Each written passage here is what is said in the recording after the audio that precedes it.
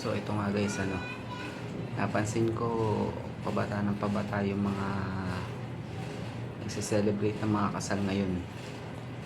Napapansin ko kasi na halos mga nasa range ng 18, 17, 20, ganun mga nag-aasawa natin. Kapag kayo pinag-aaral ng mga magulang nyo, dapat mag-aral muna kayo.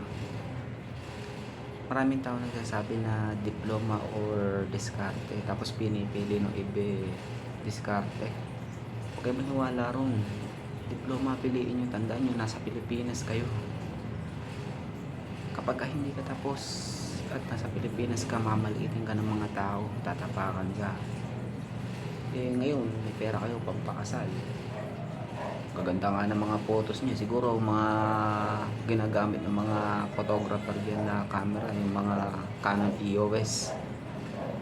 Ngayon maikakasal kayo, ngayon kinikilig kayo, kilig now, tupad later, kilig now, 4 piece later, di ba? Dapat yan, mag-aral muna kayo para nang sa ganun maganda rin yung kinabukasan nyo.